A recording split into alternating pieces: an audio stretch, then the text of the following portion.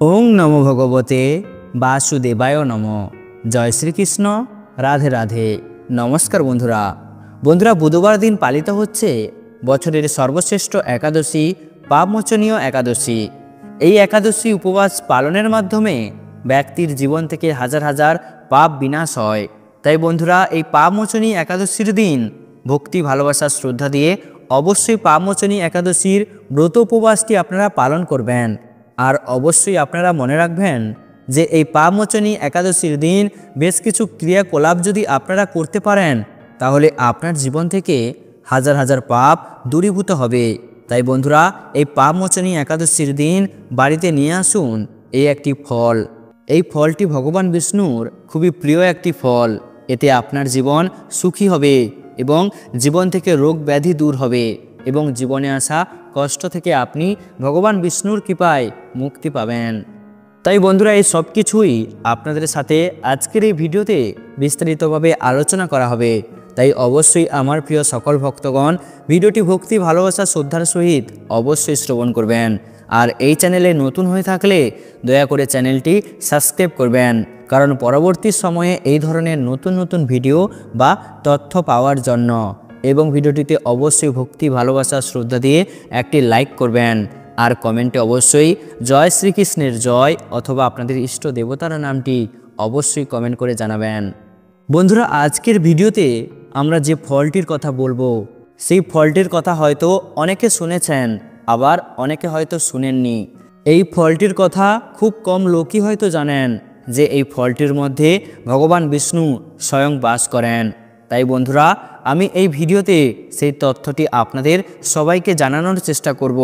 আর আপনি যদি এই ভিডিওটি সম্পূর্ণ দেখতে চান তবেই এই ভিডিওটিতে থাকুন, না হলে অন্যথায় আপনি আপনার সময় ব্যয় করবেন না।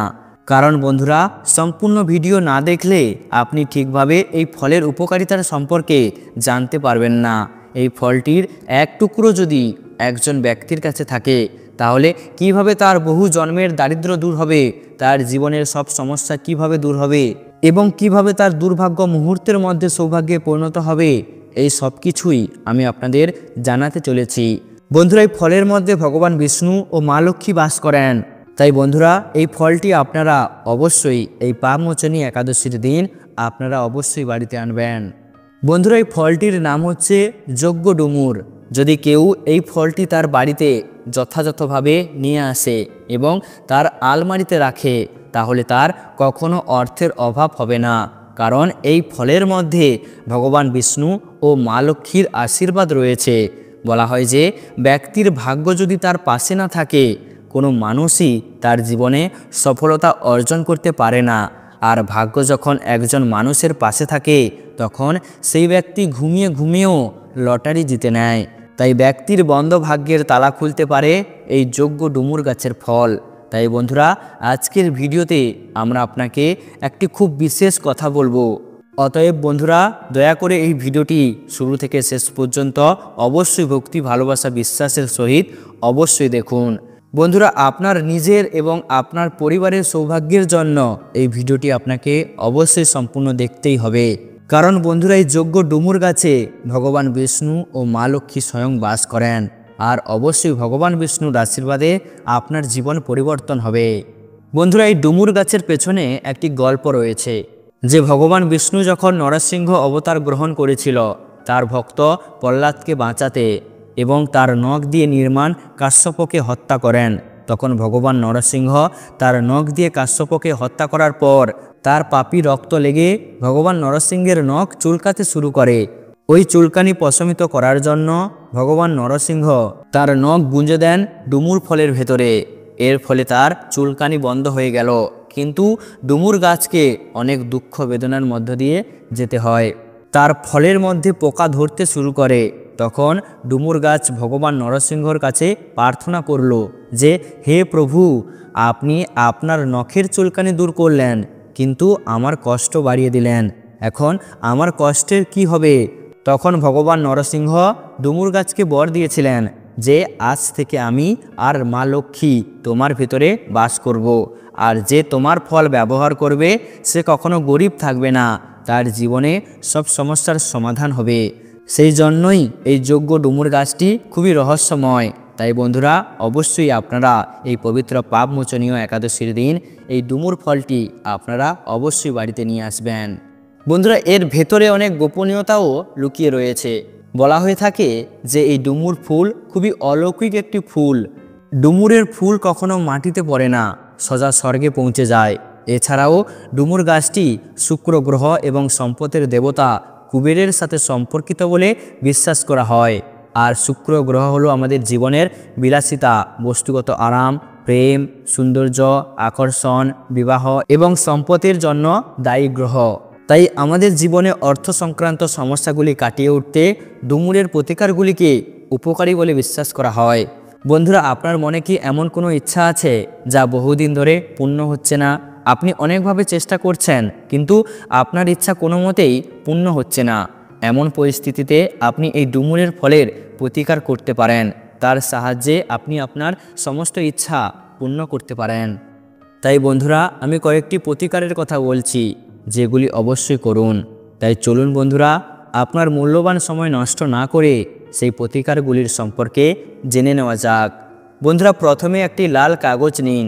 তারপরে আপনাকে একটি ডুমুরের ডাল ভেঙে আপনার বাড়িতে আনতে হবে। আর তা থেকে যে দুধ বের হয় ওই দুধ দিয়ে লাল কাগজে আপনার ইচ্ছা লিখতে হবে। এরপরে ওই কাগজ বাড়ির মন্দিরে বা ভগবান বিষ্ণুর পায়ের কাছে রাখুন এবং সেখানে একটি ঘিয়ের প্রদীপ অবশ্যই জ্বালান। এরপরে পরের দিন একটি পাত্রের উপর কাগজটি পুড়িয়ে ফেলুন এবং কাগজটির ছাই সেই গাছের গোড়ায় ফেলে দিন। এই প্রতিকার মেনে চললে বছরের পর বছর ধরে আপনার যে ইচ্ছা অপূর্ণ ছিল তা অবশ্যই পূর্ণ হবে। বন্ধুরা এবার দ্বিতীয় যে প্রতিকারের কথা বলছি সেই দ্বিতীয় প্রতিকারটি হলো কোনো ব্যক্তির কুণ্ডলিতে যদি শুক্র গ্রহ দুর্বল অবস্থানে থাকে তবে সেই ব্যক্তিকে অর্থ সংক্রান্ত সমস্যার সম্মুখীন হতে হয়। তাই বন্ধুরা কুণ্ডলিতে শুক্র গ্রহকে শক্তিশালী করতে শুক্রবার একটি যজ্ঞ ডুমুরের গাছ আপনার বাড়িতে লাগান এবং প্রতিদিন তাতে জল দিন। ডুমুরের গাছের বৃদ্ধির সাথে সাথে আপনার জীবনের কুণ্ডলিতে শুক্র শক্তিশালী হয়ে উঠবে। সেই সঙ্গে আপনার জীবনে সুখ সমৃদ্ধি আসতে শুরু করবে।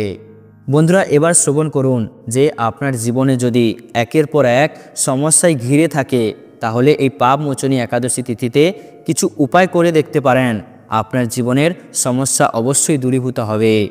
নাম্বার 1, দিনরাত পরিশ্রম করার সত্ত্বেও চাকরিতে উন্নতি করতে না পারলে এই পাপমোচনী একাদশী তিথিতে ভগবান বিষ্ণুকে 8টি কাঠবাদাম ও 1টি জটাশুদ্ধ নারকেল অবশ্যই নিবেদন করুন। এর ফলে কর্মক্ষেত্রে অবশ্যই আপনি ভগবান বিষ্ণুর আশীর্বাদে উন্নতি করতে পারবেন। নাম্বার 2, অর্থবৃদ্ধির মনস্কামনা পূরণের জন্য এই পাপমোচনী একাদশীর রাতে ভগবান বিষ্ণুর পুজো করুন। নারায়ণের সামনে 9মুখী প্রদীপ জ্বালান। পাশাপাশি লক্ষ্মীর জন্য একটি প্রদীপ প্রজ্বলিত অবশ্যই করুন। এই 2 প্রদীপ যাতে সারা রাত প্রজ্বলিত থাকে সেদিকে লক্ষ্য রাখবেন। এই উপায়ে লক্ষ্মী নারায়ণ খুবই প্রসন্ন হন এবং আপনার মনের সমস্ত মনস্কামনা পূর্ণ করতে সাহায্য করবে।